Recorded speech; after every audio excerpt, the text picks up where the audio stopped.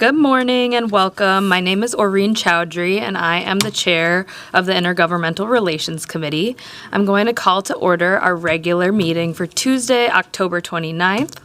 Before we begin the meeting, I want to offer a friendly reminder to all committee members, staff, and the public that these meetings are broadcast live to enable greater public participation. These broadcasts include real-time captioning as a further method to increase accessibility of our proceedings to the community. Therefore, all speakers need to be mindful of the rate of their speech so that our captioners can fully capture and transcribe all comments for the broadcast. We ask all speakers to moderate their speed and clarity of their comments. Now I will ask the clerk to call the roll. Councilmember Payne. Present. Wansley is absent.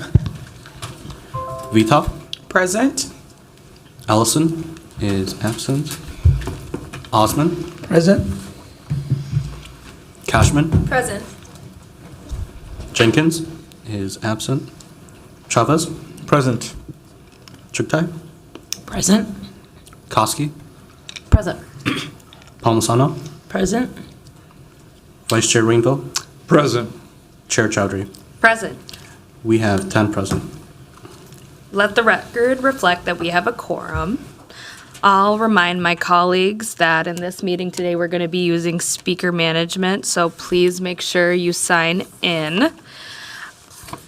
So the first thing on our agenda today is a presentation on the draft 2025 legislative agenda and policy positions document as prepared by our Intergovernmental Relations Department. And council members, I know our IGR team alongside me have done individual or group briefings with you to hear about your policy priorities and positions. And the presentation today, those won't be reflected. That will be reflected in our future meeting, and there will be an email and communications from me and the director of IGR on how we'll prepare that together.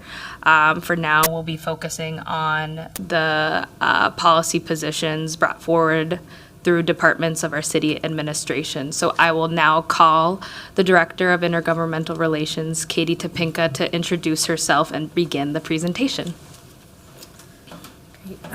Thank you, Chair Chowdhury, and good morning, council members. Again, Katie Topinka, Director of Intergovernmental Relations. And as Chair Chowdhury just previewed, today we are bringing forward new staff recommendations to add to the city's policy positions document. And so I will, in a moment, invite Indiria Falana from our team up to talk about the process we've gone through and then to start to talk through the recommendations. But these are, as I mentioned already, additions to our existing policy positions. So there may be things you don't see reflected here, wondering why they're not reflected because they're positions the city likely still supports. It's because these are just the new items.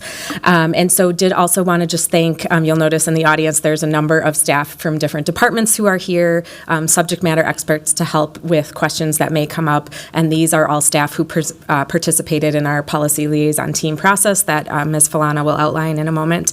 And so just really want to thank them both for being here today, but also for their contributions throughout the process to help bring these recommendations forward.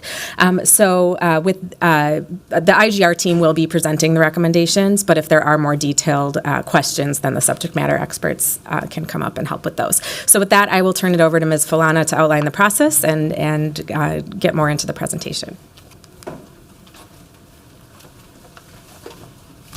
Good morning, Chair Chowdhury, council members. My name is Indiria Falana, Government Relations Representative, and I will be providing an overview of our policy liaison process and present on the first set of policy recommendations. So the policy liaison team is our annual process in which city staff evaluate and propose changes for possible inclusion on our city's legislative policy positions and agenda. And these proposed changes include policy, technical, and language updates.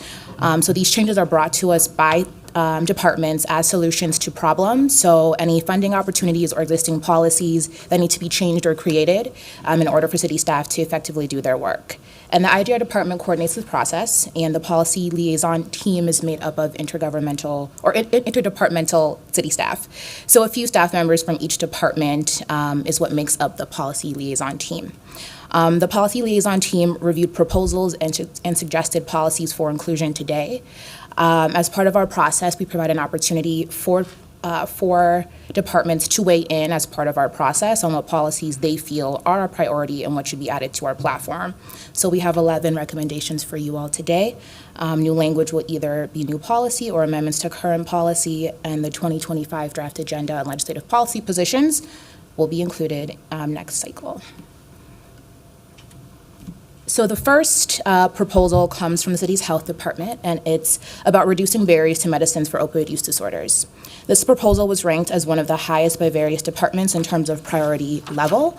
And there was a bill last session that we supported that removed buprenorphine, otherwise known as Suboxone, from the list of medications that requires prior authorization. Unfortunately, it didn't get across the finish line due to budget constraints and costs. We expect this bill to be reintroduced next session, and this is important in order for individuals to have timely access to substance use disorder treatment, which involves medications such as this, because long wait times for medication disrupts that treatment. The next proposal comes also from our health department, and it's an ask for a direct appropriation from the state legislature to fund produce prescription or produce RX programs at federally qualified health centers, FQHCs, and school-based clinics in Hennepin and Ramsey counties to sustain and expand our current produce RX pilot project. So the funding ask is $2.8 million, which is about $564,000 annually over the course of 5 years. This amount would provide an estimated 3,200 households with biweekly produce deliveries for 6 months over the course of the 5 years. This program is currently a pilot program that has been going on at FQHCs within Hennepin County, and it started in the summer of 2022.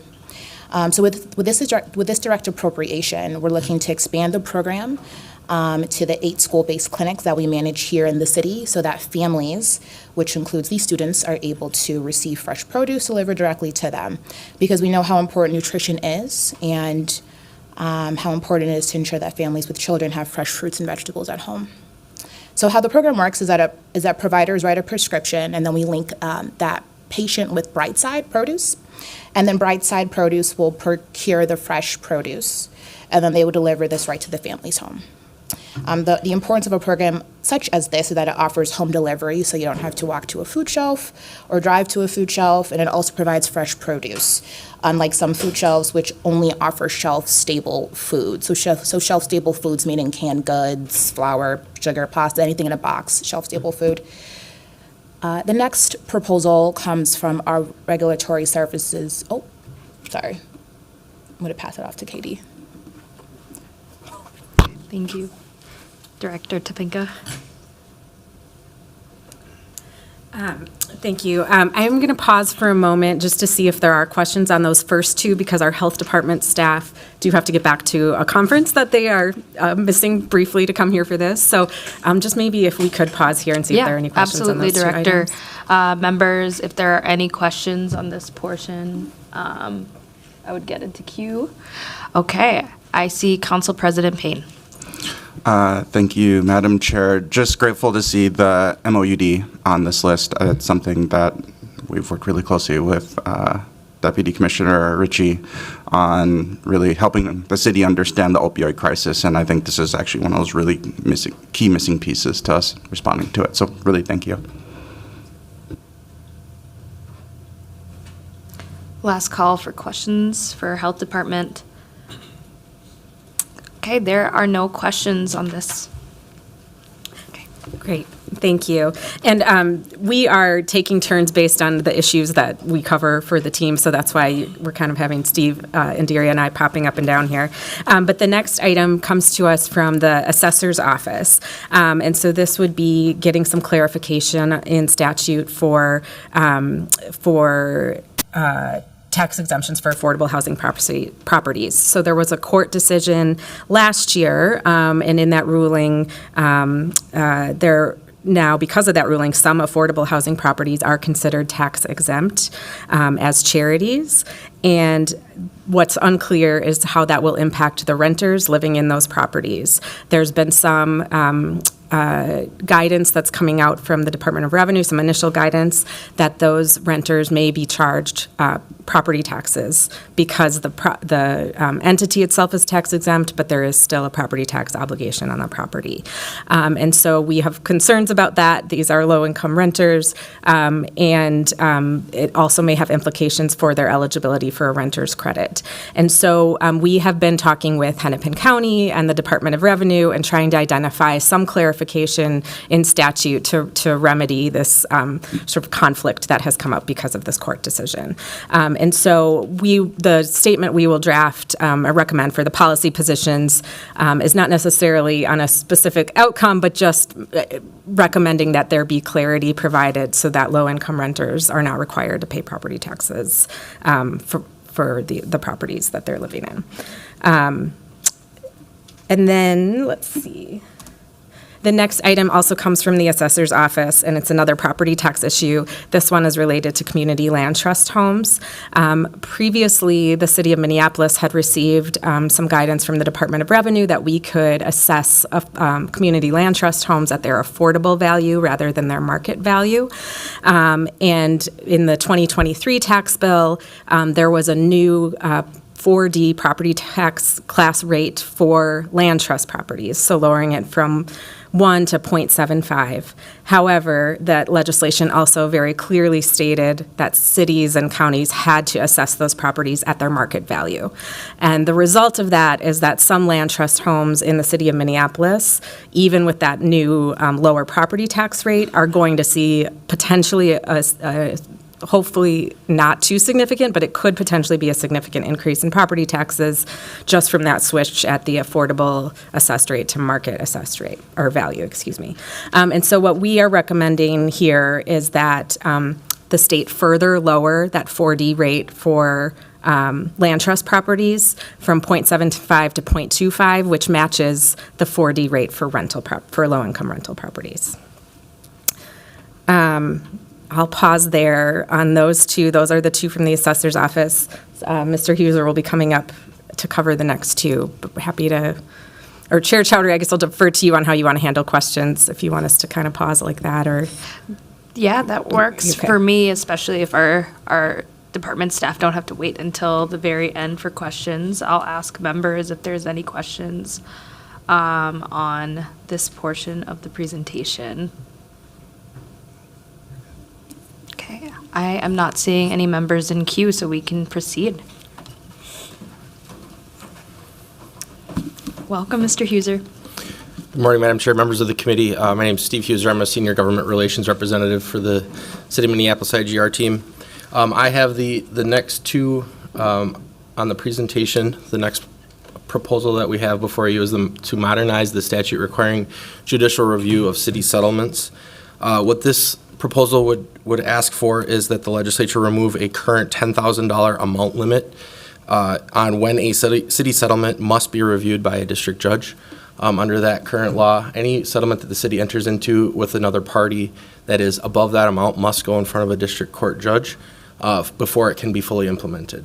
By removing this limit, we would save some city resources by having less staff time involved from the city attorney's office.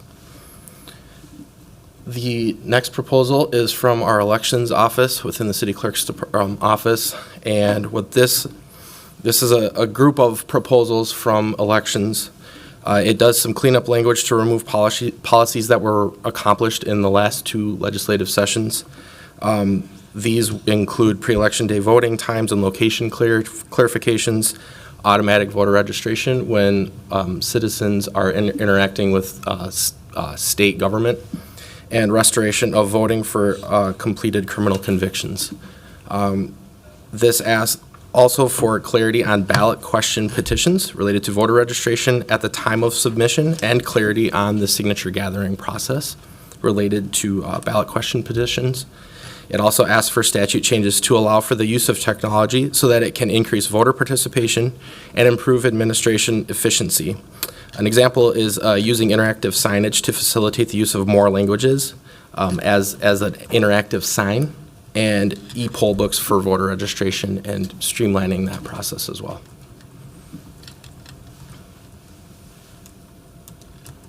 And actually, the next one is also mine. And so this proposal comes from CPED. What we've noticed within our policies is that while we do have some specific asks of the legislature with regards to cannabis regulation, we've identified a need to have maybe a little bit more of a broader statement that allows city staff, especially IGR, to interact on a very fluid discussion that's going to continue to be happening for probably the next several years at the legislature in terms of cannabis regulation. So what this ask is for is a little bit of a general policy statement within our current cannabis regulation policy statements that would add that would allow us to be responsive to the needs of the city and would also more specifically promote safe and permissive regulations across the state. What this will likely look like is just making sure that we can engage with the state when they are changing state laws as it relates to what local authority might look like in the future, and as we work our way through state regulations and maybe what more give and take needs to happen between local governments and state government. And I can pause there, Madam Chair, if there's any questions. Thank you, Mr. Huser. I see Council President Payne in queue. I'll recognize him. Thank you, Chair Chowdhury. I just thought it was important to reflect on the somewhat sad state of affairs that settlements above $10,000 are such a common occurrence that this is actually running into staff capacity issues for us. It's just kind of I didn't want us to fly by that without noting that. Thank you, Mr. President. Are there any other members who have questions on the presentation thus far? Okay, seeing none, you may proceed, Mr. Huser. I'll hand it off to my colleague, Ms. Flana. Welcome back. I'm going to go back here. So this next proposal comes from our Regulatory Services Department. So there was a bill last session that became law that received bipartisan support, and it exempts state licensed group home assisted living facilities, also referred to as group homes, with a license capacity of 6 or fewer people from municipal rental licensing regulations. So because of this new law, we had to close a number of our licenses, which obviously is an issue because it took away our ability from being able to conduct those proactive and inspections and remediate issues before they became systemic. So we have really no way of ensuring that operators are complying with local regulations, standards, and ordinances. So this proposal essentially seeks to repeal this preemptive law, and this came up many times during our policy committee meetings this summer with the League of Minnesota Cities and Metro Cities. Many cities expressed frustration about this new law as well. So the next two proposals come from our Racial Equity Inclusion Belonging Department, REIB, and we're going to update our racial equity policies to reflect these two bills. So the first bill is the Minnesota Migration Act, which establishes a council to study the impacts of slavery and systemic racism on Black Minnesotans, develop recommendations for reparations and policy changes, and then report those findings to the legislature. The next bill or proposal is all about racial equity impact notes. And we already do this here at the city, our racial equity impact analysis. And this helps us consider racial equity outcomes for the city when shaping policies, practices, programs, and budgets. So on a state level, this would just give lawmakers the same information on whether and how legislation would have an inequitable racial impact on people and communities. And I will pause there for questions for Regulatory Services or REIB. Thank you, Ms. Falana. I do have a question about the assisted living facilities. Could you or our regulatory staff speak a little bit in more detail about what was the impact on us, like number of living facilities that we were potentially going to have or were not able to license, and then what's the likelihood of us being able to repeal this legislation after it was enacted this past session? Yes, I can answer the last question. Apparently, this was a bill that has been moving for, not moving, but it was an idea that had been brought to the legislature about 6-7 years. So it's nothing new. It's just the immediate effect of it because it became enacted and it went into effect like immediately in May of this year. And I know we had to close several. I don't know the number, so I'm going to pass it off to regulatory services staff.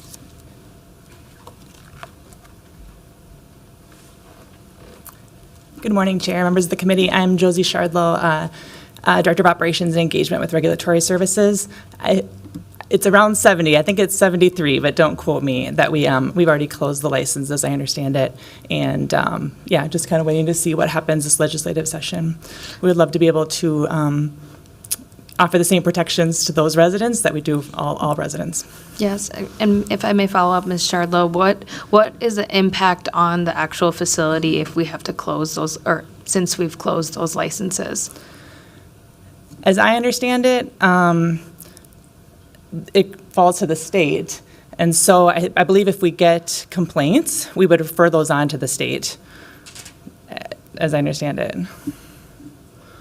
Great, and I guess I'm trying to understand a little bit more of what the issue is if we don't have the licensing. I know it probably is related to how much service we can directly give versus waiting on the state. If you could detail that a little further. Sure, Chair, members of the committee. So we won't be able to do the proactive or regular rental license inspections, basically, and they won't be paying a fee, yet we'll still be needing to kind of respond to complaints and that kind of thing, but the city won't be recouping those funds.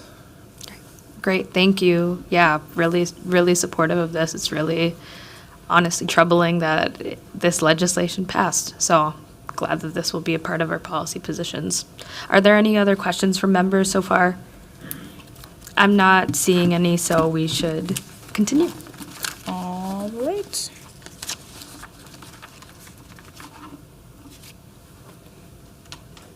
And this final proposal also comes from our CPED Department, Community Planning and Economic Development. This is all about sustainable funding for the maintenance of operations for our nonprofit affordable housing development providers. So this includes insurance, security costs. Just for example, this proposal would work with legislators to secure that funding for these organizations to be able to operate their building given the current market conditions with the rising costs. And then doing so, of course, would help preserve affordable housing for those who need it most. And I'll pause for questions. I'll recognize Vice Chair Rainville. Thank you. So, and thank you for this, bringing this up. We heard from Dr. Johnson from Aon last week that they're on a cliff of housing, that they'll probably have to start selling some of their affordable housing units because they can't afford the maintenance and the security. Do you think this has a good chance of passing this year? Is that a recognized problem in other cities in Minnesota? Yeah, Chair Chowdhury, Councilmember Rainville. This would be, an ask, and it would be very costly as well as, millions of dollars, I would say, would be like the actual legislative ask. I am not sure the likelihood of it passing or not passing. I guess we will see once session comes in, and we'll see what our state budget looks like for the upcoming biennium. Thank you. Yeah. Thank you. I'm not seeing any other questions from members, so we can continue. Ms. Villana. All right, and I will pass it off to Director Topinka.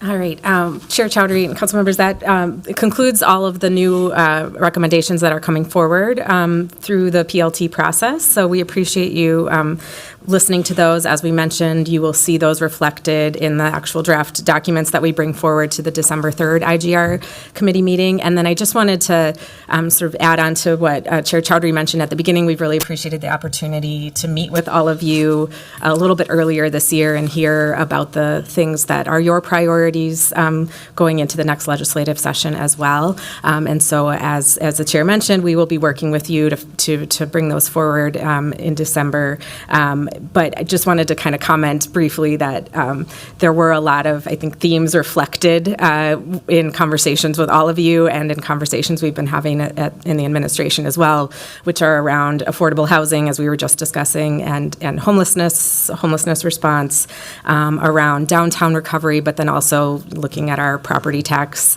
base and where there might be some new opportunities there to come up with alternative ways to help support the city budget, on zero waste, and just what we need to do to move towards zero waste. And then, of course, capital investment priorities, particularly the Nicollet Avenue Bridge and funding for the final part of the Roof Depot Urban Farm project. And so just wanted to kind of preview that ahead of, that's not intended to be an exhaustive list, but just kind of preview that ahead of our next meeting, so that you can expect to see some of those items in the draft that comes forward. So that concludes our presentation, and we're happy to stand for questions if there are any additional questions. Yep, I'll ask members to get into queue if they have any additional questions for Director Topinka. I'll just say thank you for the presentation and all of your work with our city departments and us, and thank you to department leaders for going through this process and spending time to get this presentation to this point. Really appreciate it. I'm not seeing any questions, so I'll just quick ask one, Director Topinka. When are we expected to get a budget forecast in the next legislative session? Chair Chowdhury, that is a good question. So the next forecast is the November forecast, although it usually comes out in early December. So we do anticipate, within the first few days of December that we'll see the November forecast.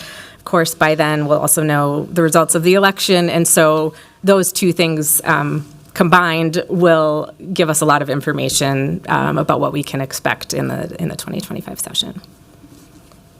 Great. Thank you so much for your presentation. I'm not seeing any other questions, so I will move and ask the clerks to file that report.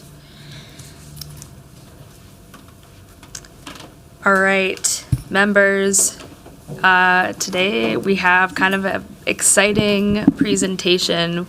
We're joined by Minneapolis Public Schools. They're providing a presentation of their current priorities, areas of focus, as well as their ongoing partnership with the city of Minneapolis. And I just wanted to give a really warm welcome to MPS for coming into our chambers today. I'll give a welcome to Director Colin Beachy, new Superintendent Lisa Sales-Adam, Marianne Tizone, Charlotte Kinsley, and then we, of course, have Ryan Strack, who is going to be presenting. So I'll invite you to introduce yourself and then start the presentation, and just thank you so much for being in our chambers today. Wonderful. Thank you, Chair Chowdhury, Vice Chair Rainville, Council President Payne, Council Vice President Chugtai, and Council members. My name is Ryan Strack. I serve as the Assistant to the Superintendent and Board for Minneapolis Public Schools, and I want to thank all of you for inviting us here today. We're looking forward to this opportunity. One of the areas of responsibility within my work is to support the district's intergovernmental relations function, so I'm going to tee up our presentation and introduce our first speaker.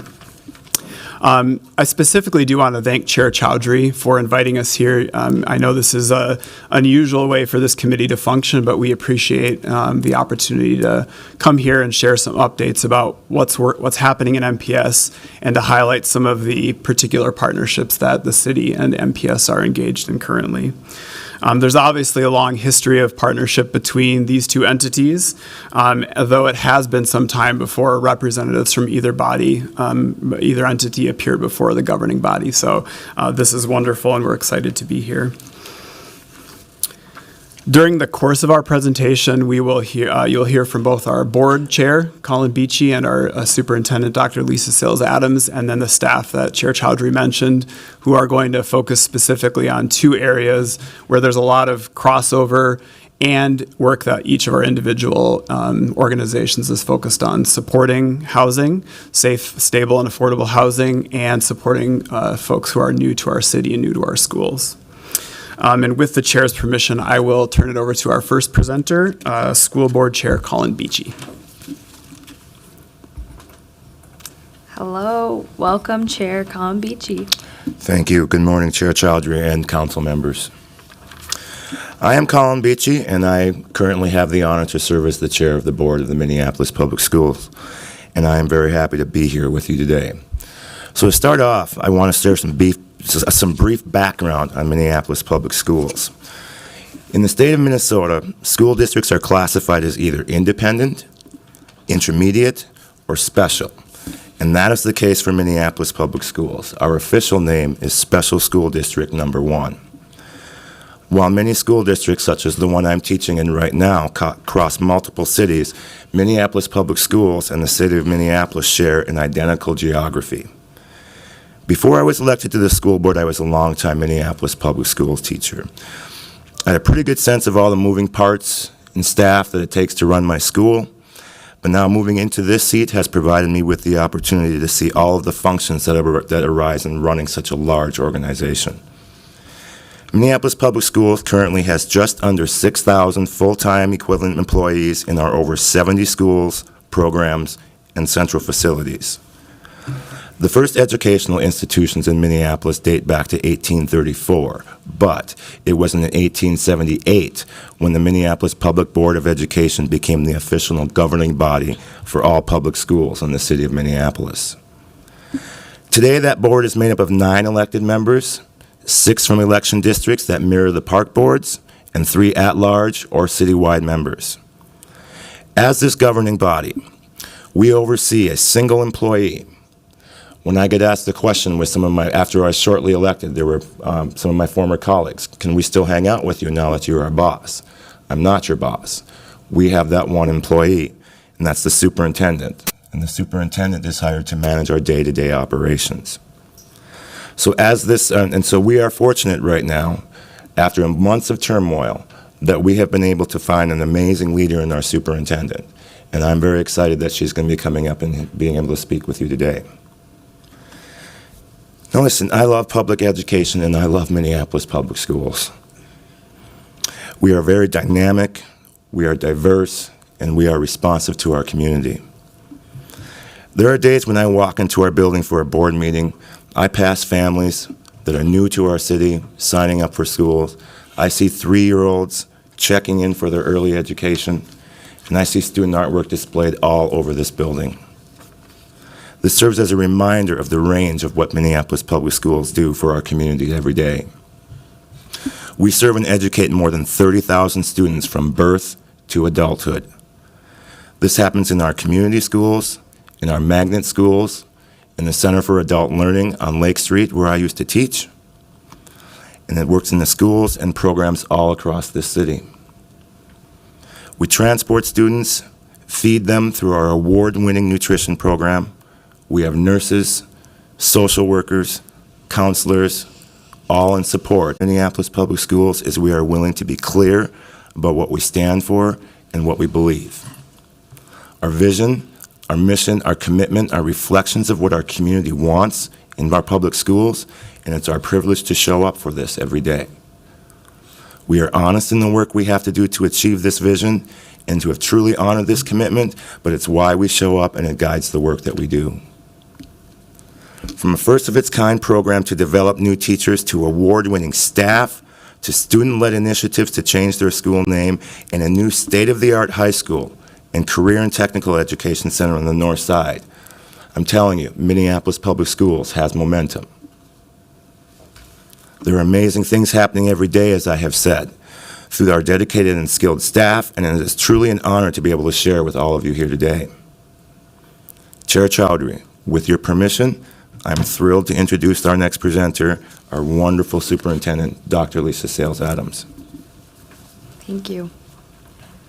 Welcome, Superintendent. Thank you. Good morning, Chair Chowdhury, Vice Chair Rainville, and council members. I am Dr. Lisa Sales Adams, the new superintendent of Minneapolis Public Schools. I'm actually in my 9th month, but not new to Minneapolis Public Schools. I started there as a teacher 20 years ago. So happy to be home and happy to be here in front of you.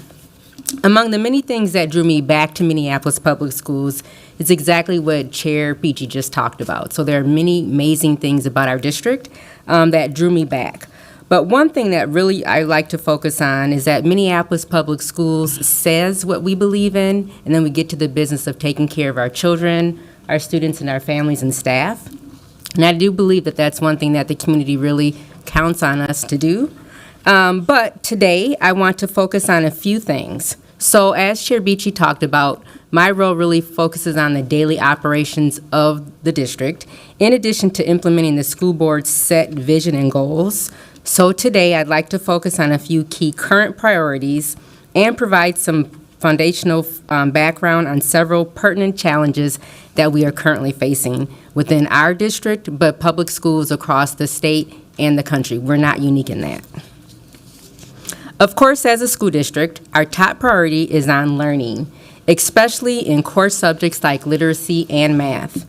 But the history of unacceptable outcomes, especially for students of color and Indigenous students, means that we're investing more time, more resources and energy to ensure the trajectory is changed with a specific focus on early literacy and math.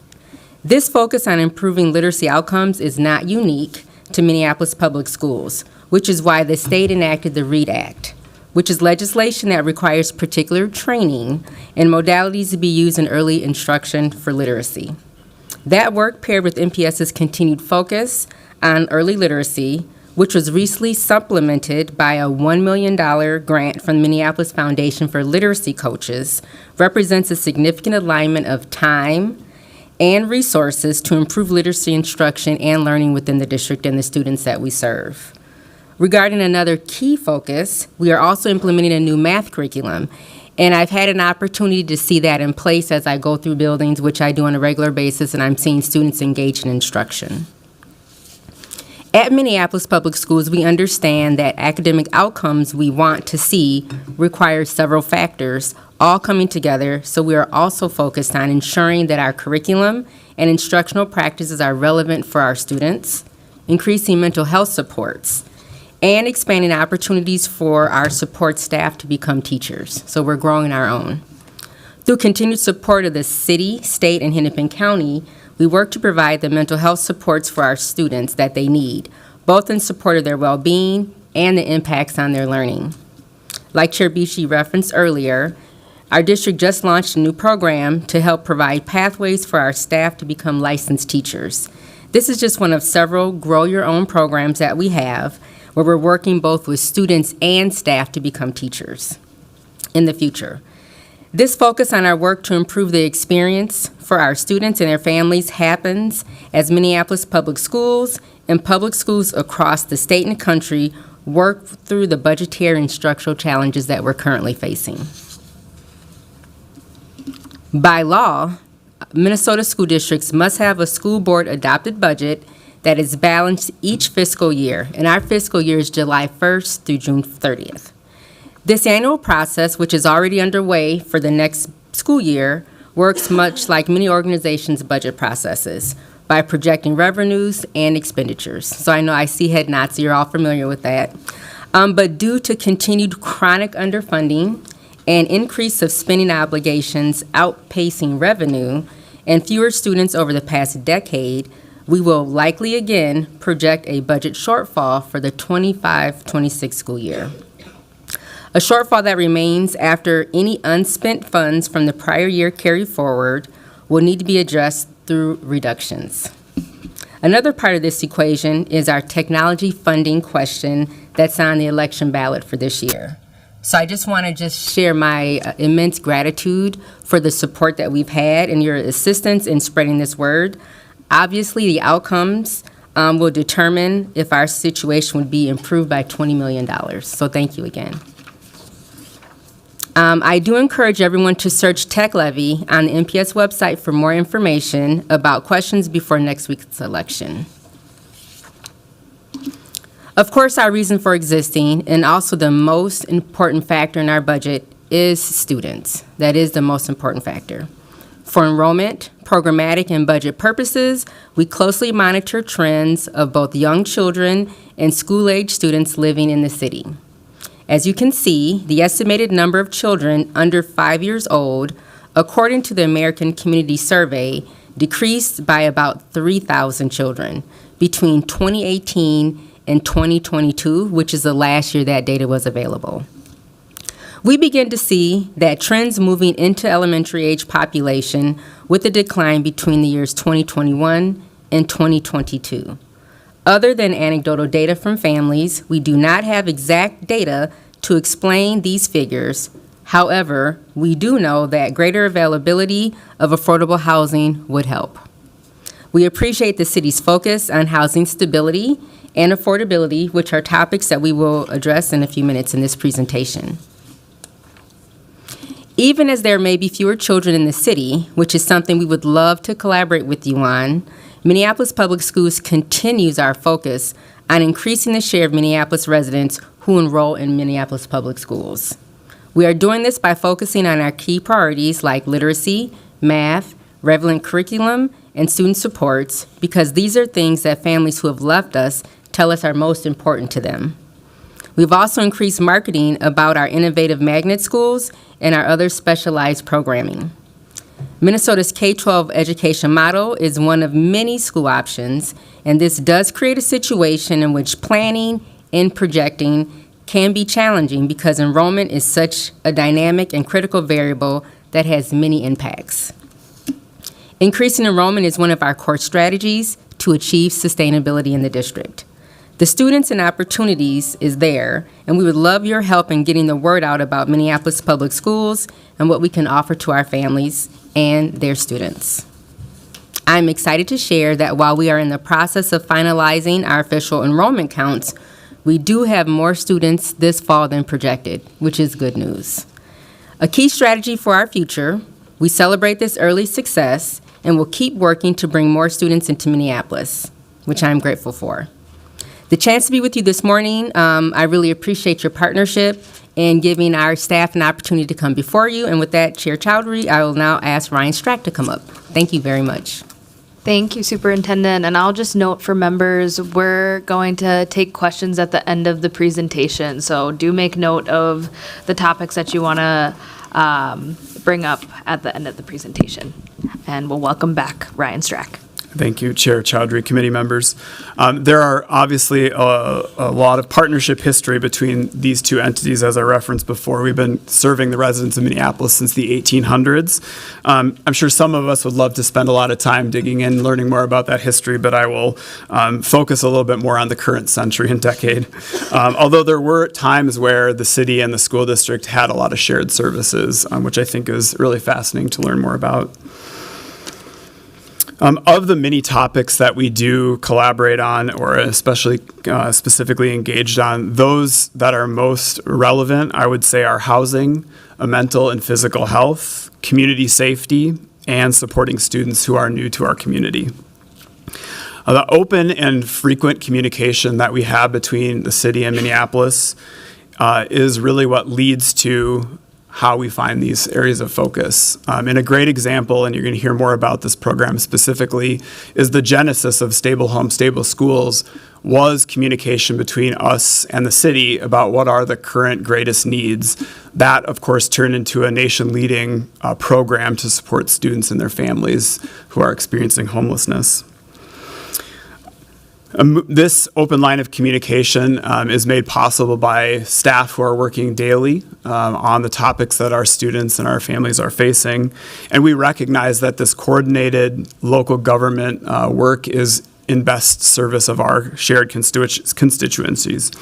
We're looking forward to this continued and deepening partnership, both with Director Topinka, with the council, and with the mayor's office, so that we can keep a focus, especially in the areas of planning, how we're going to address children and families within our city together, and joint advocacy with the state and federal governments where it makes sense.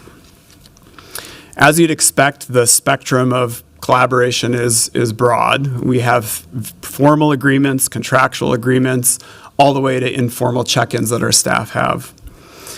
I do want to highlight one particular one that's top of mind right now, both for us at MPS and also for, of course, our country and community, which is elections and voter services. Not only do we work closely with that office on the logistics, where we have over 24 schools that serve as polling places, we contract with the city and the elections office to administer MPS's school board and ballot question elections. I do want to personally shout out Assistant City Clerk and Director of Elections Katie Smith and her team. We're corresponding basically daily at this point, getting ready for the election, and I really appreciate the partnership and to work with that team directly. We also have, as is noted on the slide here, seats where MPS is on city commissions or other boards. I'm not sure how common that is in other jurisdictions, but I do believe the partnership MPS and the city have is quite unique. I'm not going to name all of them because there are many, and I know we do want to get to a discussion, but I would like to just acknowledge and thank all of the city partners and departments that we are engaged with. Our work would not be possible without that partnership. There are a lot of things that each of our organizations is asked to do each day, and they are done better together. We do want to focus here for our presentation on two topics I mentioned earlier. And so with the chair's permission, I would like to call up Marian Tizon, who directs the MPS Office of Latin Achievement, to speak about how we're supporting together new to country families and students. Welcome up, Ms. Tizon. Thank you, Chair Chowdhury and committee members. Buenos dias. I'm so happy to be here. Thank you for the invitation. We are very excited at Minneapolis Public Schools and as a city that we have received an increase in immigrant families over the last couple years. And we wanted to talk a little bit about that today. As you know, we are a sanctuary city. So as Minneapolis Public Schools, we do not ask students when they enroll about immigration status, nor their date of entry into the country. So the data that we have on new to country students is an approximation based on other data points. As you can see on your screen, we have 6 home languages other than English that are our principal languages after English. And you can see that Spanish has increased considerably in the last 3 years. So most of our new to country students currently are Spanish speakers from Latin America. They are reflective of the general population in the city of Minneapolis. And then we'll go into deeper detail about the Spanish speakers in our district. Currently, this school year, we have a population of approximately 23% of our student body are Spanish speakers of Latin American descent, approximately 7,000, and this has increased over the last couple of years. 70% of those are receiving English language services.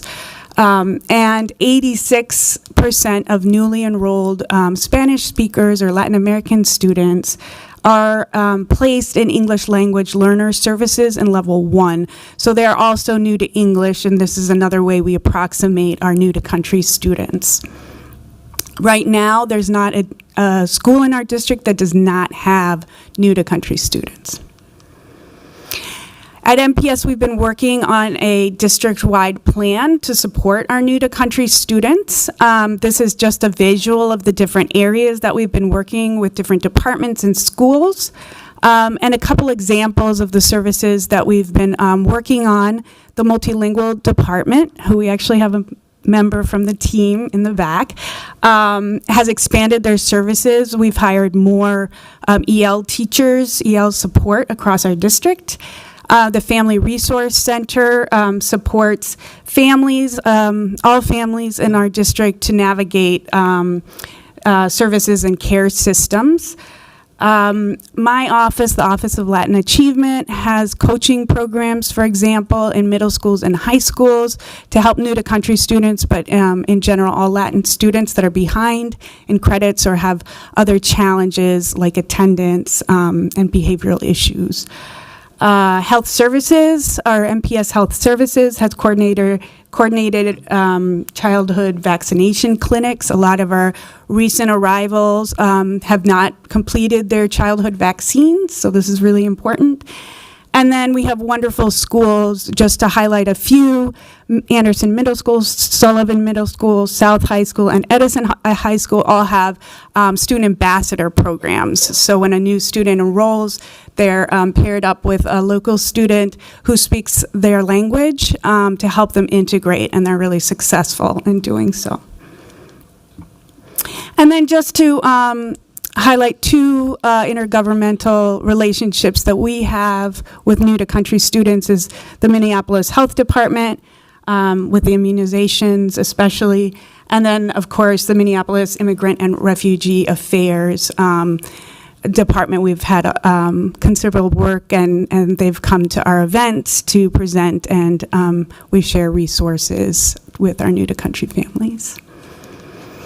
Thank you. And now I'd like to introduce my colleague, Charlotte Kinsley from the Homeless and Highly Mobile Department. Thank you. Welcome, Ms. Kinsley. If you could introduce yourself. Thank you. Chair Chowdhury and committee members, I am Charlotte Kinsley. I'm the Director of Homeless Highly Mobile Student Support at Minneapolis Public Schools. Thank you for the opportunity to share more about one of the biggest challenges that our students and families in MPS face: a lack of safe and affordable housing. Homelessness and academic outcomes are understandably interwoven. An experience of homelessness is the biggest risk factor for not graduating high school, and in turn, not graduating from high school is one of the biggest risk factors for experiencing homelessness as an adult. So this bidirectional risk needs to be interrupted and prevented whenever possible if we're going to have a stable, engaged, and educated community. Incredible work and partnerships are happening, and there's still so much more that we can and should do together.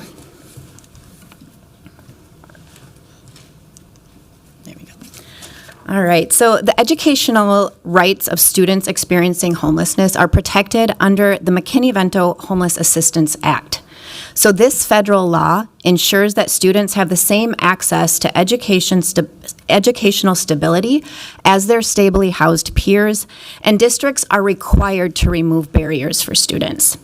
My department at MPS also supports students in out-of-home placement or foster care, and these students are protected under the Every Student Succeeds Act and have similar rights. Districts are required to have a liaison, so that's me for MPS, to ensure that the McKinney-Vento law is being followed. Districts invest in and interpret what removing barriers looks like very differently. At MPS, we strive for a holistic response that includes not only providing immediate access to transportation, but also individualized support to remove barriers. So our work focuses around three main goals. One is removing barriers to attendance. Two is removing barriers to full participation, and three, increasing access to housing stability. So some examples of what we do in those areas, many districts, when a student moves and they have an address change, you have to wait until that student gets routed for regular transportation. And as you can imagine, especially in a large system, that can take time. So MPS has short-term cabs. They're approved vendors by the state to transport students that can transport that student the next day. So that's one way of removing barriers to attendance. Full participation is things like making sure that kids have access to prom tickets, driver's education classes. They can participate in athletics and after-school activities, even when they're having an experience of homelessness. So a lot of different things go into those three main goals. But all of the work that we do is guided by a very active parent advisory committee with caregivers with a lived experience of homelessness that tell us what's most important to them to removing those barriers. Last year, 9% of our student body experienced homelessness in MPS, so that is about 3,200 students. When you zoom out, 20% of our student body has had an experience of homelessness at some point in their educational career. And those, of course, are the ones that we know about, and we know the numbers are likely higher. Homelessness does not impact all of our students equally. There's a disproportionate impact on our students of color, and in particular, our Black, Indigenous, and Hispanic and Latino students.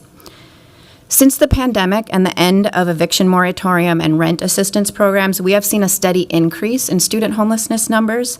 Last year, we saw a 30% increase, and the bulk of that increase can be attributed to our Spanish-speaking newcomers. This year so far, we've identified 1,500 students experiencing homelessness, and that's about 200 students higher than this same point at last school year. The educational definition of homelessness includes any student who lacks a fixed, regular, and adequate nighttime residence. Student homelessness is largely invisible. The majority of our families are not living outside where we can see them, and they're not in shelters, and therefore they're often not counted because they don't qualify under HUD's definition of homelessness, and they also don't access our community's homeless response system.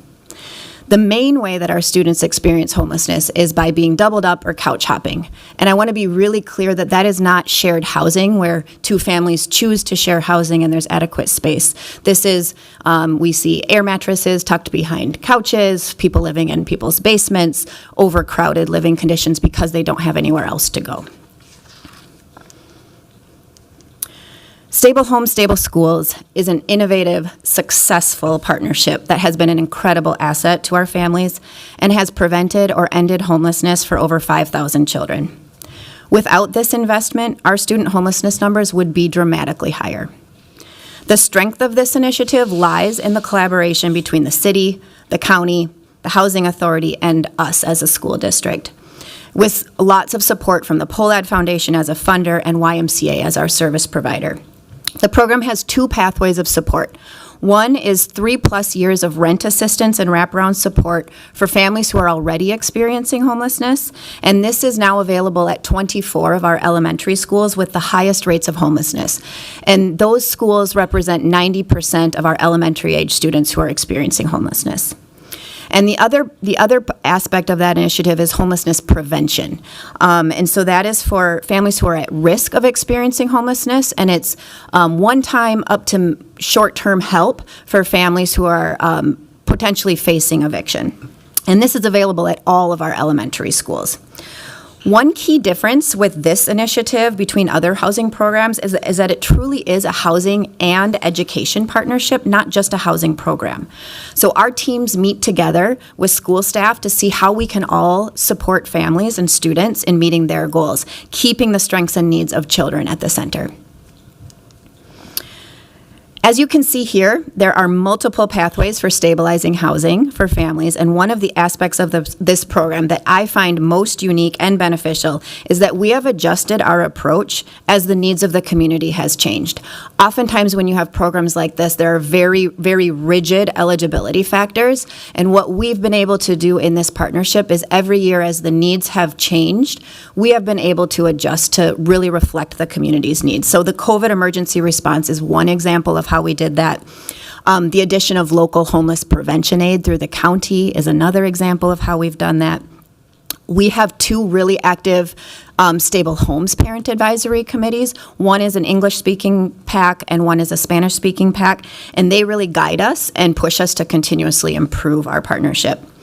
We've presented at state and national conferences, and we're regularly asked by other cities for information on how we made this partnership possible.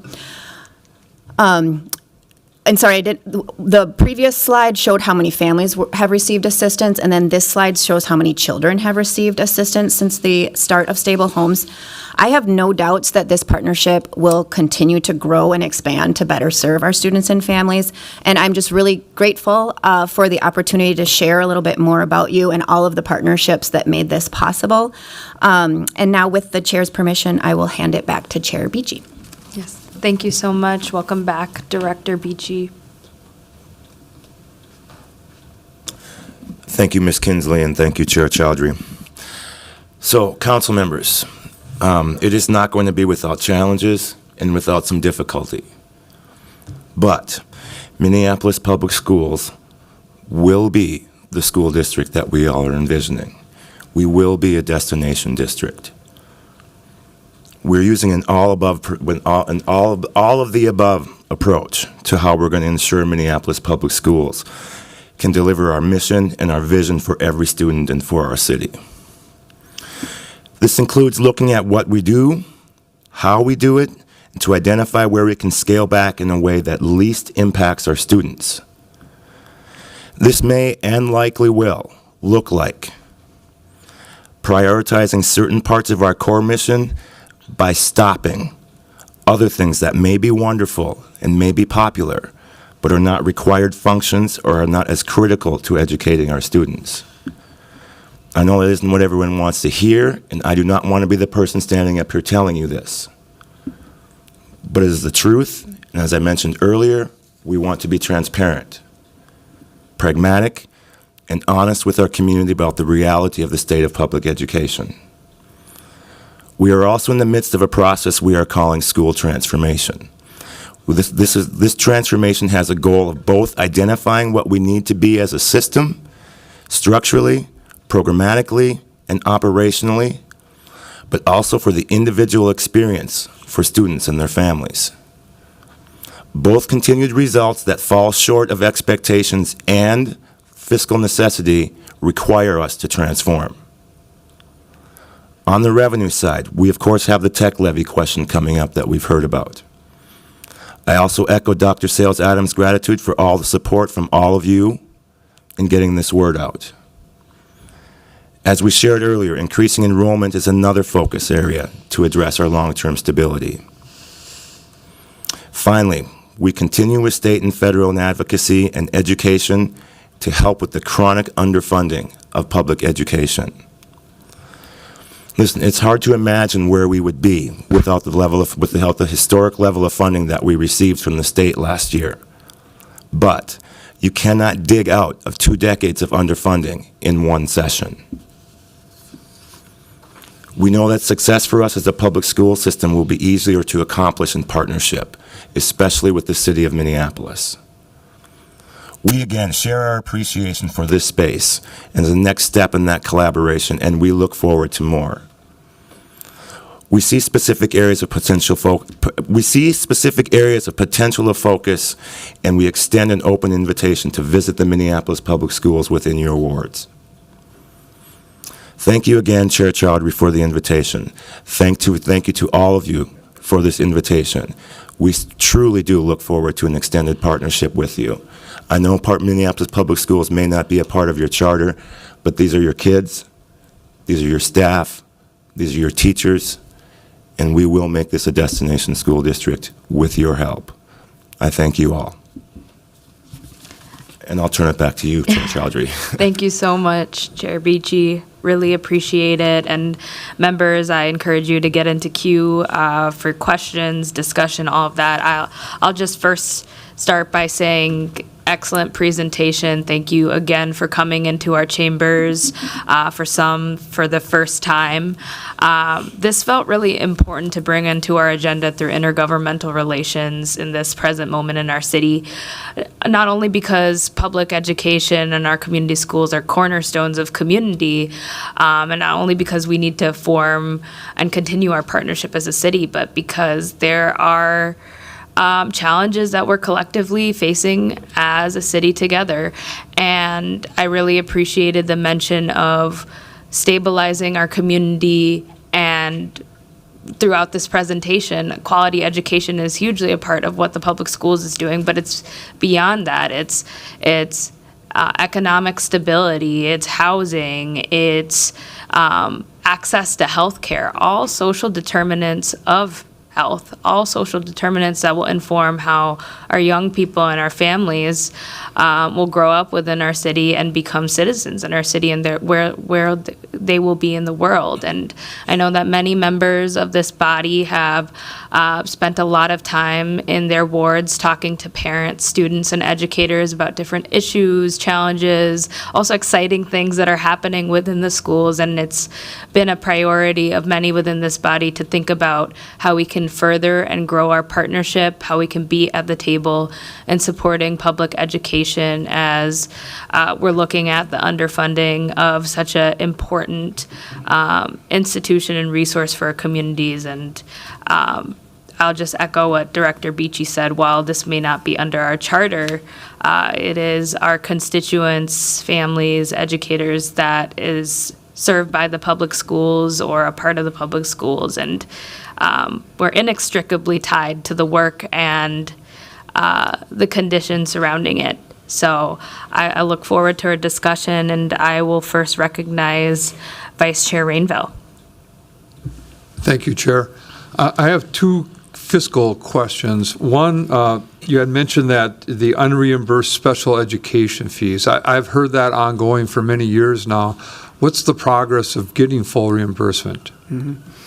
Chair Chowdhury, Vice Chair Rainville, thank you for the question. This has been a top priority of our legislative agenda for many sessions, and I am pleased to say that we have made progress in the last biennium.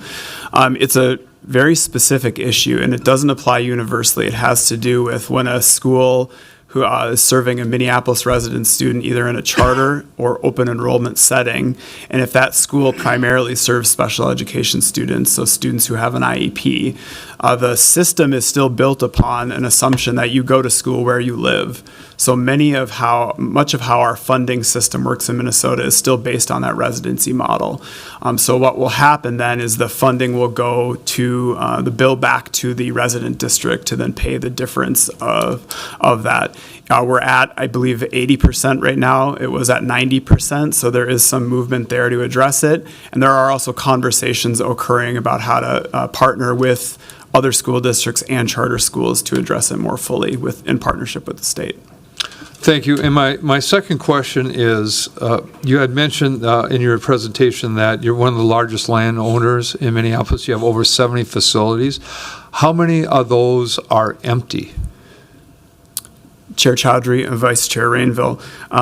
Just last month, the school board did sell two of the vacant properties that are unused as schools to The Link, which is a nonprofit serving agency on the north side supporting students experiencing homelessness. There is a former ice arena on the north side right next to Camden High School called Victory Memorial.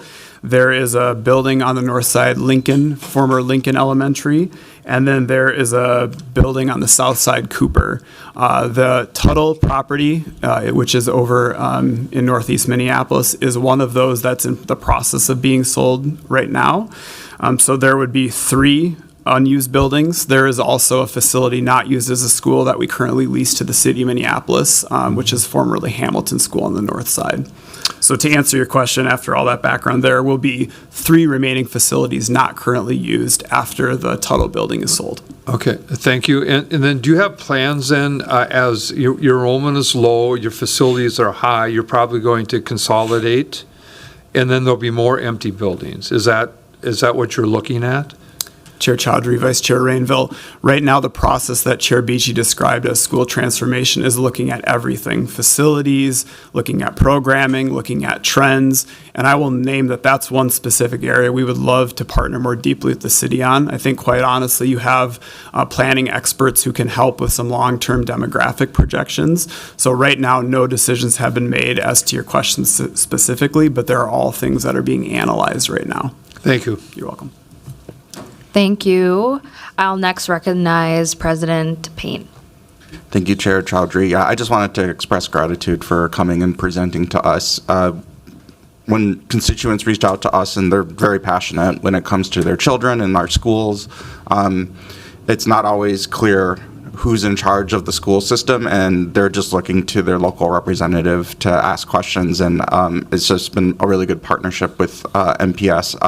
Really grateful to Chair Beachy, Superintendent Sells-Belton, thank you, Ms. DeZone, thank you, Ms. Kinsley, thank you, Mr. Strack, for being here, and I think there's a lot of opportunity for us to work more closely together, especially as we're facing some of these challenges, and just naming stable homes, stable schools, and our school-based clinics. Those are programs that we're directly involved in, and I'd love to expand those types of partnerships in the future. So I'm really glad that we could start these conversations now, especially as we go to the state capitol and lock arms, and we know that there's some structural problems from a funding level that I think that we can be strong advocates to, not just as the city and our formal IGR team, but also as individual council members with our relationships at the capitol. So we're looking forward to partnering with you on that. Thank you. Thank you. I'll recognize Councilmember Palmisano. Thank you, Madam Chair. As city council members, we all recognize Minneapolis public schools must thrive for our city to thrive. And I personally have a large investment in the school district myself, with both of my children starting and continuing through our Minneapolis public schools. You mentioned the short and long-term budget challenges facing MPS and your focus on sustainable budgeting. And I just want to acknowledge that's a really big conversation, and the results of that will determine the long-term health of our district. Right now, and this is evident from your slides, only 58% of MPS eligible students are actually attending MPS. And I just wanted to point that out because one of the biggest gaps right now is the discrepancy between the number of students who are actually enrolled in the district versus the number of students that MPS has scaled itself to serve. We're spending money to serve 11,000 potential students who don't even attend MPS right now, and that number is expected to grow to 17,000. You're going to have to act quickly and clearly to address this gap, whether we're talking about increasing enrollment or reducing number of facilities or whatever. We're going to have to act quickly. However you all move forward, I hope these conversations bring everyone to the table. We need everyone's voice. We need students, parents, teachers, administrators. And as we move forward together, I'm very eager to hear that some of your ideas recognize the need to stop doing some other things that will be hard. And I'm curious to hear what those ideas are as you move into these important conversations. I see the Stable Home, Stable Schools program, slide 26, has served nearly 5,000 kids in our community. I've had lots of conversations with school board members about this in the past, and I've heard Director Kinsley's presentation, not just here, but in other of our committees and collaborative places where we talk about housing and how we really are serving children, and particularly new arrivals. As a body, we often talk about the role of the county versus the city versus nonprofits in these aspects, and especially as it pertains to housing and shelter. And I think this program shows how we can have a really positive impact when we have conversations with our partners and we work collaboratively. I'm so grateful for this work, and I hope that we all look at it as an example of success. You've also made it really importantly flexible as needs have changed, and I just wonder if or how we might expand this model in other ways and continue to be flexible. So I kind of offer that as one important way to come together even more closely in the future. Thank you. Thank you. Thank you. I'll recognize Councilmember Osman. Thank you for that presentation. It really kind of opened my eyes and see what's happening. We should be talking about programs and how to advance our kids and help them with after-school homeworks and different programs. But now we're really asking if it's sustainable, and that is just scary. And as someone who came here as a new student from a different country that did not speak in English, that ESL programs that you spoke about, and that has, helped me a lot. And now we are getting large new students, immigrants that are English is not their first language. And tell you a story that my first time attending public school, didn't speak one word of English. I actually went to one school and I had to change. That school did not have ESL, English language. So my first semester I took every class and failed every class except math, because I don't really need English to do my math. But it's just the importance of having a program and really reflecting what our community looks like. We are getting a large population of immigrants that English is not their first language. And really kind of opened my eyes, and would love to do everything I can to speak and to advocate and stand behind your leadership if it comes to going to the state legislators and making sure that Minneapolis Public Schools are serving its people. So, thank you. Thank you. Thank you, Councilmember. I'll recognize Councilmember Koski.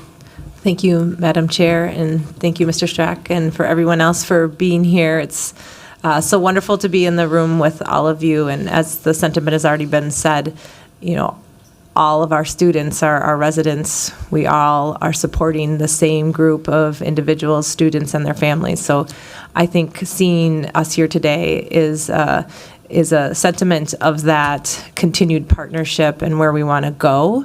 I just want to say I love this mantra of this destination school district. That's hitting home, so I'm not sure who coined that, but bravo. I think that is amazing, and I'm excited. I can feel it. I can see us being that type of a school district and being a destination. So I just wanted to note that I love that. And I want to see us elevate this partnership and deepen our collaboration as you embark on all these strategic decisions that are ahead. And I think many of us said this, but I'm ready to be at the table with you. I am also a Minneapolis Public School parent. I have two kids, one at Justice Page and one at Washburn, and they have had an incredible experience in being in our Minneapolis Public Schools. Both my kids have IEPs, so we have also been, been able to participate in the special ed services that our school district provides. And my son actually started this when he was 2 years old. And so it is incredible to be able to see now my son, who's a freshman at Washburn, show me that he's going to be getting almost all A's, to knowing that he needed special ed services from our school district at the age of 2. And so that is a testament to show like what the powerful work that you're doing, the teachers are doing, and what you are going to continue to do to become that destination school district. So I'm so grateful for that. I also just wanted to note, I also found it so powerful to understand, especially in this time right now, of how welcoming our Minneapolis Public Schools are to those who are coming from outside of the state and outside of this country. And I just want to say thank you for that. And I'm excited to see all the programming that you have in place to make sure that they can continue to succeed and be successful here in Minneapolis. So I don't have any further questions, but I just want you to know that I'm here and ready to be at the table as you continue to move forward. So thank you. Thank you. Thank you. I put myself in queue because I had a few different questions. My first question is around enrollment. I wonder with the programming that you currently have, I wonder if there are ways that the city could partner in promoting enrollment, or if there's been thoughts within MPS and just kind of expanding and amplifying the reach. So if you could share any of your thoughts on that, if you have any ideas. Yeah, Chair Chowdhury, members, one area of particular focus where I think there's both beneficial crossover for the city and your own workforce development would be highlighting the CTE programming that we have. That programming, which has things that you sometimes have to see to believe. And I, again, extend the invitation to any one of you to visit any one of our schools or programs. There is a second, two-story kind of space within the CTE Center located next to North High School, where kids are learning how to run drones, which is obviously a practical skill for, let's say, your GIS department. Those programs are available to all students within our Minneapolis Public School high schools. So you don't have to even attend a school where the program is. There's also a center connected to Edison High School and one that's by Roosevelt. And so those are the kinds of things that I think we could do some shared promotion about, because those are opportunities that, unless you hear about them and you've started on a different path, you're not aware of. I think there are also, and Chair, you and I have talked about this, there are different opportunities that the city's communications department may have at its disposal that we haven't thought of. And so I do think there's functional ways to get the word out as well. I know I'm subscribed to all of your newsletters, and I always enjoy reading that information, and I see that as a really great tool to also get the word out. So I think there's a lot of opportunities that we can do a closer partnership on that. This is a perfect example.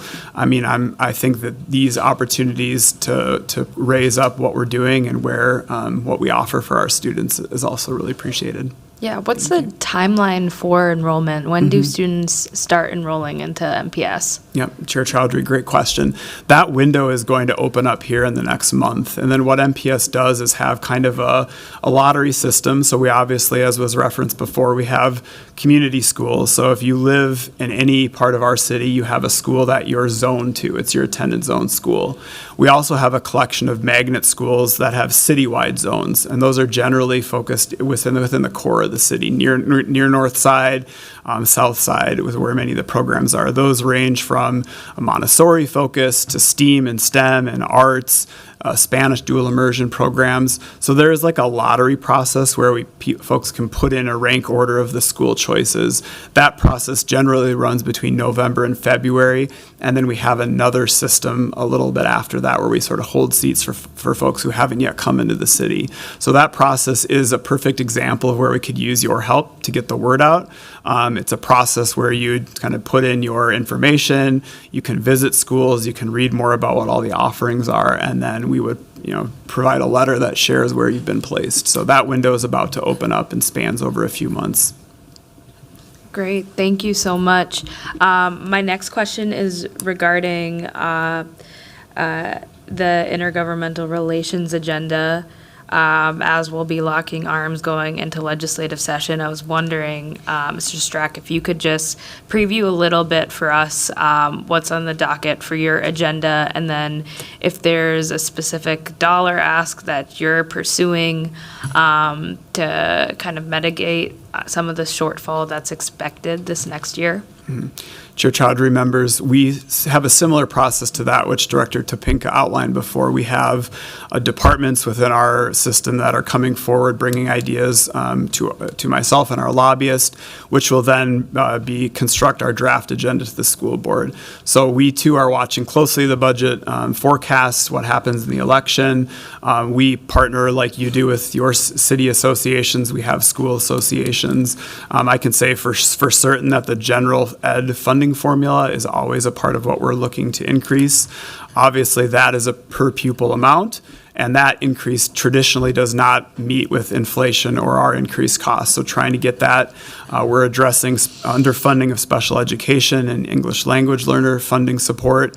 And then areas that Director Topinka and myself have had, even with other jurisdictional partners around property tax relief, housing supports are things that are very much crossover areas. But we will be very happy to share as that agenda is developed and finalized and approved by our school board. And I think there are a lot of opportunities. I saw even one item here about the clinics, school-based clinics, and the prescription for fresh produce. So that's one perfect example of how we would be partnering with the city's IGR department if it's beneficial for us to help testify on behalf of that. So thank you. That's great. My last question is likely for Ms. Kinsley around housing stability, and I'll note that I know that Councilmember Chavez is also in queue, and he might have some questions related as well. For our staff, I'll just echo what Councilmember Palmisano mentioned about stable homes, stable schools being an incredible example of our partnership multi-jurisdictionally in supporting families and students in our school. And I'll also highlight that public education and this type of programming is one of the ways that we prevent and reduce and address homelessness in the city of Minneapolis, something that's been a huge topic of conversation for us this last year. And I appreciated how you shared that this is largely invisible among our student population and families. And I wanted to ask you, Ms. Kinsley, with the 30% increase in student homelessness, how does that relate to what we currently have programmed from stable homes, stable schools? And do you have an inkling or a way to share what that gap might look like? Yeah, thank you, Chair Chowdhury, for the question. So when we look at the rental assistance part of stable homes, which is really the piece that for a family who's already experiencing homelessness, that is what would help them get long-term rent assistance and that wraparound support. Last year, we did an expansion, and our target was to try to hit 25% of those students who are eligible in the 24 schools. Of course, then our numbers went up, so even with that expansion, we're still not quite hitting that target. My guess is we're going to be closer to somewhere between 15 and 20% of eligible students at those 24 sites. One of our biggest challenges to expansion on that part of the program is around housing stock and capacity within the housing stock, because we have families who are sitting in housing search who actually have the subsidy, but there just are not units available for them. So that's been part of our consideration when we're looking at expanding, where the prevention side of things is a much easier expansion tool. When we can prevent someone who's already housed, we can prevent them from losing that housing. So I think that's a real opportunity place for expansion, is around the prevention. And then, of course, anything brick and mortar, deepening partnerships with property owners, those kinds of things would really help us expand. Yeah.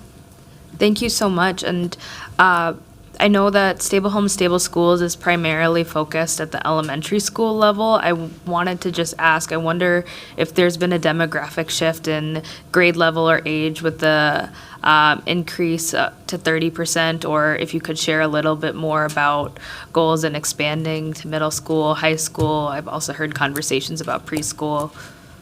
Yeah, good question. Thank you. In terms of expanding, we're kind of always talking about expanding, and middle school would be sort of our next, likely expansion. We do already include pre-K at least partway, we start including the high five students on the second half of the school year. So we do include some high five pre-K students. So that's a place that we could continue to grow and develop. Middle school would be a likely next addition. Our hope is to continue to expand. In terms of demographics, we actually haven't seen outside of the Hispanic Latino increase. We do have students experiencing homelessness kind of spread throughout pre-K up to high school, and that hasn't changed dramatically. Thank you. That's really helpful. Those are my questions, and so I'll next recognize Councilmember Chavez. Thank you, Chair Chowdhury, and thank you all for the presentation today. I really appreciate the comprehensive presentation that we received today. I think it's clear that there are a lot of new arrivals coming into the Minneapolis Public Schools. That's a good thing. That means that there is enrollment issues that we are going to address, but it's also an opportunity for us to be able to help some of these children who may not speak English, some that are starting to learn English, some that know English already but need a little bit more assistance. So I just want to thank you all for the work that you all are doing. Hearing the issue about homelessness increasing last year, 30% in MPS is heartbreaking.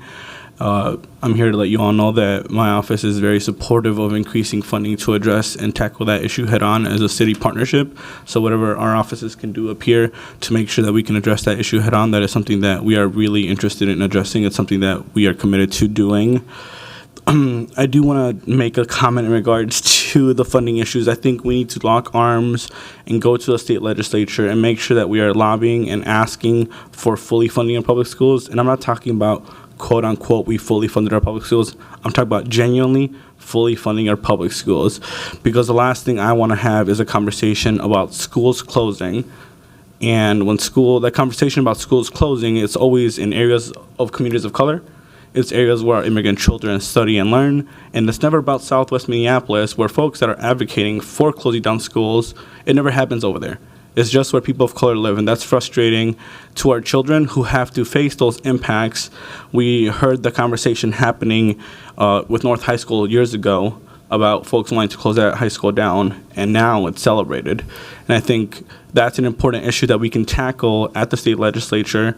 It's an important issue we can tackle with city partnership of expanding potential programs that we know work. So I just wanted to make that comment about that. When those conversations happening, it should not be happening where there's a need, where there are communities of color who are disproportionately impacted by those decisions. So I just wanted to make sure that I made that comment about this particular issue. Thank you. Thank you. Thank you. I'll now recognize Council Vice President Chugtai.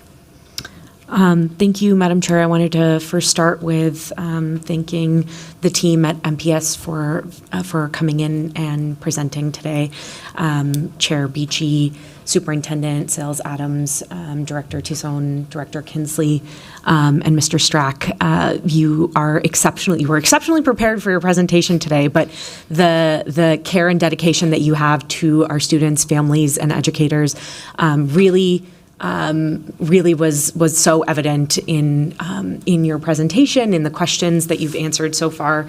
I think what I was really struck by is how well you told us the story of who your students are.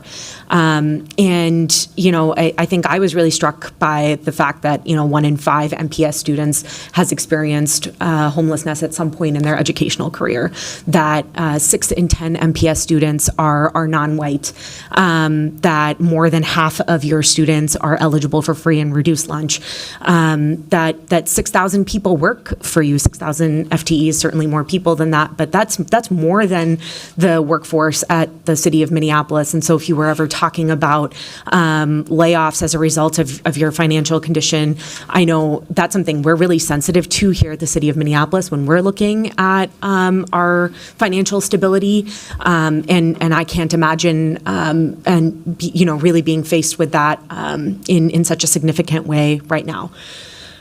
So I really see in the presentation and you know, coming into our chambers today and talking to us, that you are showing us a commitment to engage in a deeper partnership with the city of Minneapolis. And I hope that in the actions that we are able to take in the coming months, in the coming years, that we're able to reciprocate that and really show you our commitment as well.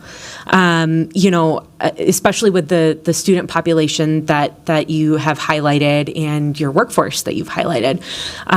I think that our students deserve more, not less, and students particularly that face barriers through things that are entirely outside of their control, and things, though we are working to address at a systems level, will take years and decades and sometimes generations to address.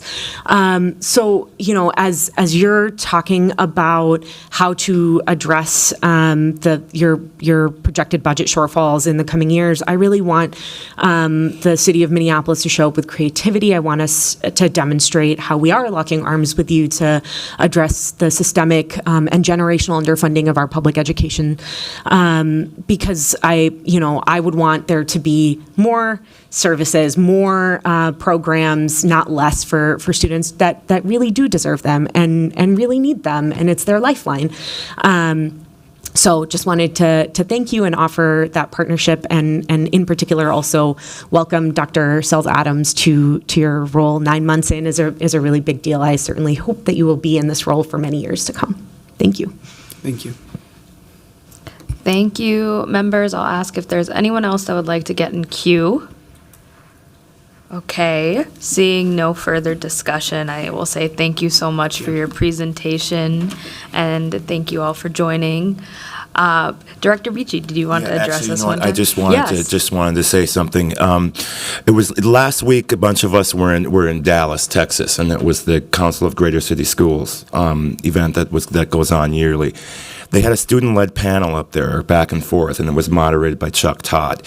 And I got to tell you something about these students that were up there. I have no doubt that I'm looking at a future governor, future mayors. These kids I'm looking at them like, I don't think I can teach you guys. You're smarter than I am.